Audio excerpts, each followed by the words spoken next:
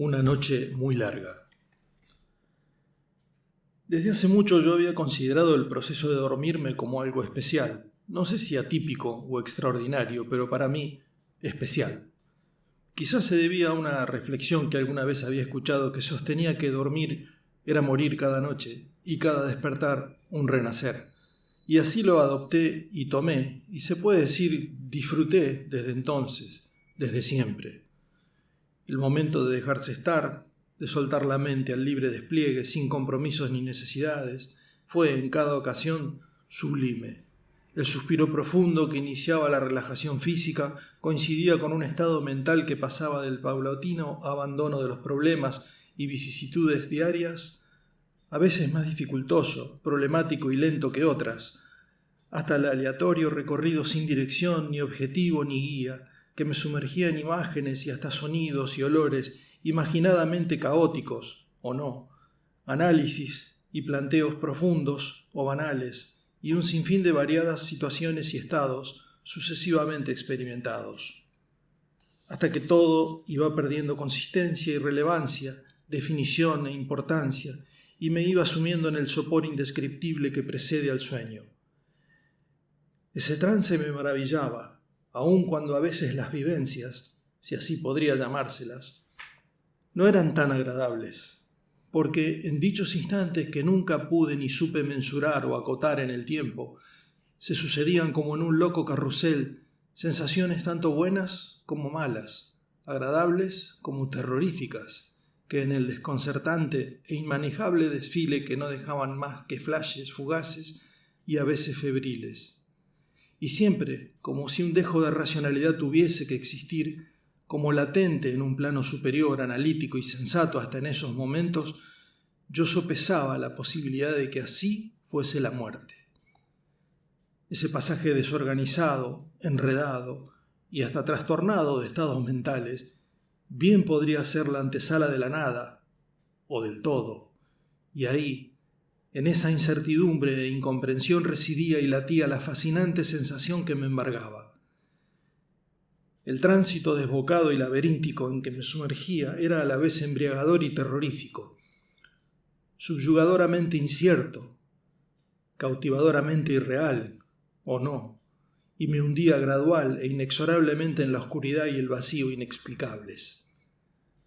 Porque, aun sabiendo que con un mínimo control e impulso podía salir del letargo y el trance, el momento era impertinentemente decisivo por sí mismo, casi autárquico, y el fin era ineludible e inapelable, por lo menos voluntariamente así lo deseaba, proponía y sostenía. Pues en cada ocasión yo sabía, yo quería creer, que no era la muerte, que era el viaje delirante hacia el descanso acotado, hacia la insensibilidad natural y necesaria, hacia la parálisis saludable del reposo, pero siempre con un despertar, un resurgir, un renacer. Sin embargo, íntimamente, intrínsecamente, el temor inexplicable existía. La incierta posibilidad existía.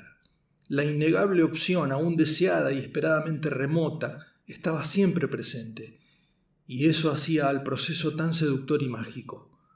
La luz se iba extinguiendo, la noción de la realidad desaparecía, todo se oscurecía y desvanecía, la nada era inminente.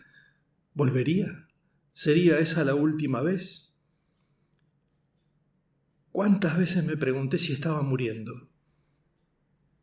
¿Cuántas veces me despedí de mí mismo, de mis consistencias y mis circunstancias? Nunca tuve sueños, o lo que la mayoría de la gente describe como sueños o pesadillas o alucinaciones dentro del estado letárgico del adormecimiento que me hubieran podido dar una idea o indicio de un cierto estado latente. Y si los tenía, no los recordaba, nunca.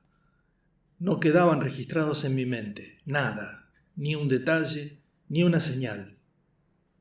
¿Era normal? No me preocupé por aclararlo ni destacarlo. Para mí era normal, y el lapso de inconsciencia me agradaba, si podía expresarse de esa forma.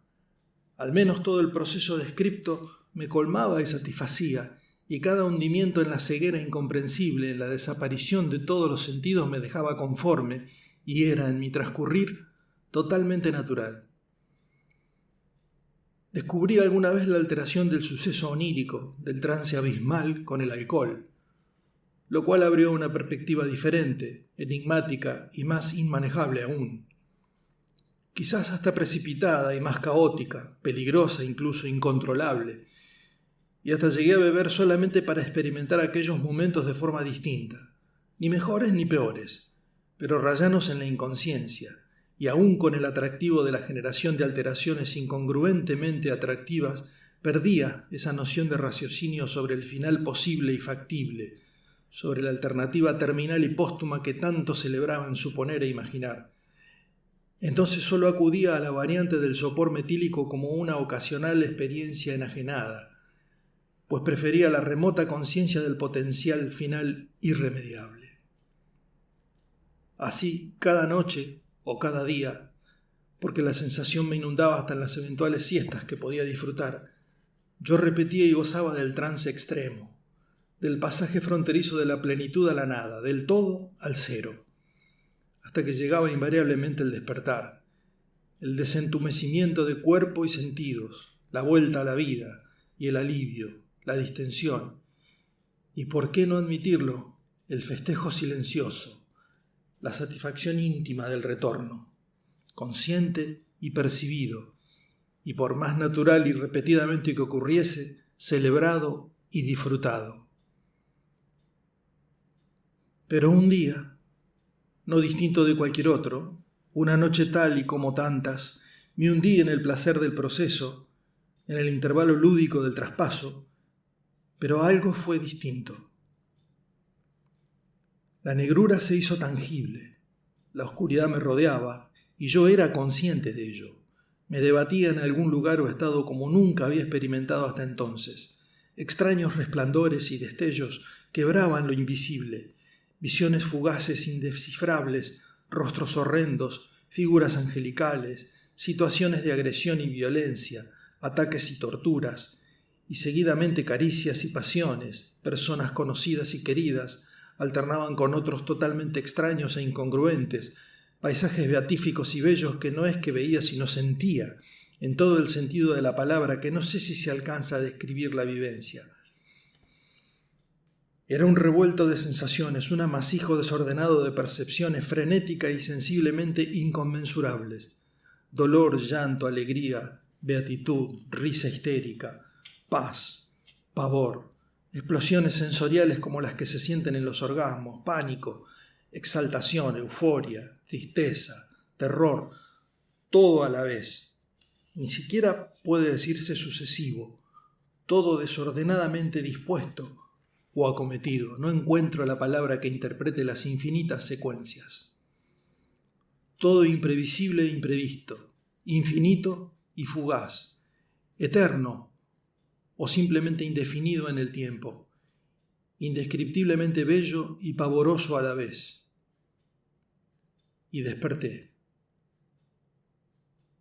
El lugar era irreconocible, el ambiente totalmente extraño y desconocido, y una luz incoherente e inesperada me ocupaba el espacio y la razón, descolocándome en lo que esperaba debería haber sido un despertar común, aún a pesar de lo que había vivido en mi primera experiencia de sueño, si es que se podía interpretar eso como un sueño.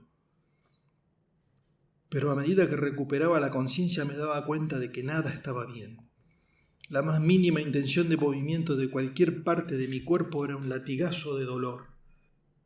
Estaba tumbado de costado y no me podía mover, rígido, entumecido. Quería hablar, llamar, pedir, y no podía siquiera articular una palabra. Estaba como paralizado.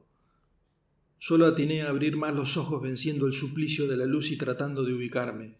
Advertí sombras corriendo y el silencio hasta ese momento opresivo se rompió con voces y pasos y otros ruidos inauditos. Un rostro desconocido entró en mi campo visual escudriñándome alarmado y sorprendido. Como en una de esas películas antiguas todo comenzó a acelerarse y entonces a aclararse.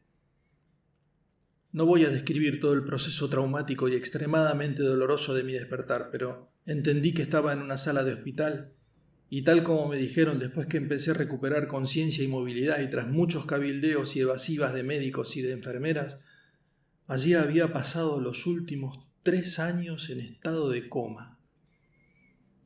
Mi desconcierto era absoluto. Escuché diagnósticos y explicaciones que no fueron tales. Me sometieron a comprobaciones, estudios y análisis. El reencuentro, ilógico para mí e increíble para ellos, con mi familia fue también desconcertante y extraño.